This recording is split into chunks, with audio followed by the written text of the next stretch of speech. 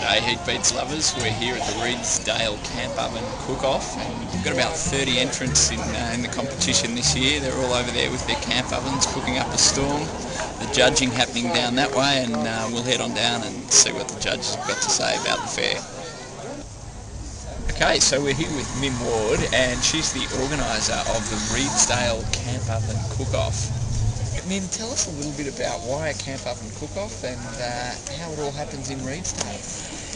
It's country, I think. It's country and it's community, and it's the sort of event that really lends itself well to that because people just have a fascination with camp oven cooking, and they've got on so many family trips and this sort of thing where they've done the camp oven cooking. And as soon as you mention it, they'll go, I'm the best. You know, like I go all the time. I went as a child, I did this, I did that.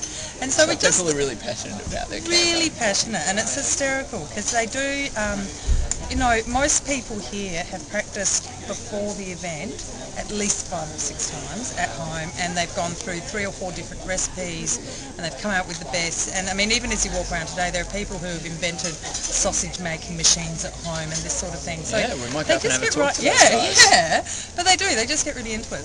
Yeah, it's a savoury gun. Their presentation... Well, there's not a lot you can do, is there? No. Yeah, You can't compare it to like a meal sort of thing. Although some days they'll come and they'll be...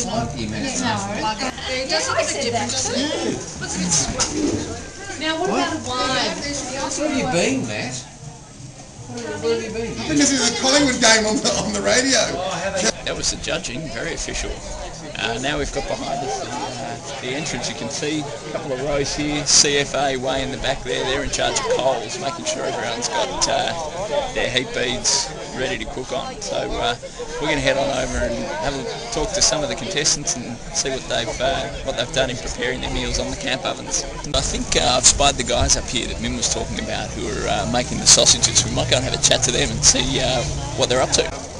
Okay, so we've got 4 ingredients actually. It's the lamb, it's the carrot, it's the onion and it's the potato. So we're doing a trio of sausages and we're doing it on a bed of creamy mash with carrot puree and caramelised onions.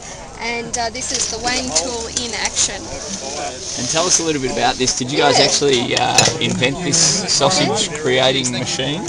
Ben Harry Stuakato actually invented the tool, and you'll notice that when Makato actually started, he actually pricked the end of it, and that's an important part of the process. Otherwise you end up with quite a bubble, and we don't want bubbles, so there it is. Well, there you go folks, sausage being made right in front of your eyes. We're here with Ken from Castlemaine. He's driven across for the day and he's cooked up some amazing dumplings. Aye, well, no, my friend, who cooked up, this person cooked up the dumplings. Sonia! Sonia's responsible for the dumplings. Ken was just telling us a little bit about how they created Like the whole thing is based on the scone idea.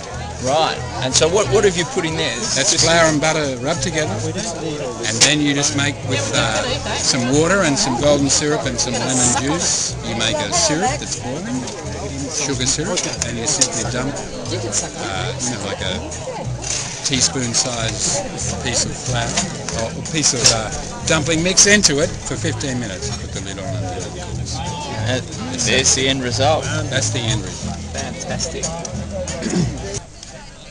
So finding an empty box of heat beads is always a good sign. So Graham, tell us what's the CFA's role in today's proceedings? The local CFA role is supply each campsite with red hot coals to warm their camp ovens and cook their meal. Red hot coals is what we've got to supply. So we've got to use and heat bead lasts twice as long as coals do in the initial start especially. It dries the sand, warms the ground, warms their camp oven a lot better than just coals do, especially for a start. It's been another great year at the Redesdale Camp Oven Cook-Off, proudly sponsored by Heat Beads Barbecue Briquettes, and we've really enjoyed meeting some of the characters here and those taking part in today's competition. Hope you have as well. That's us signing off for heatbeads.com Barbecue News.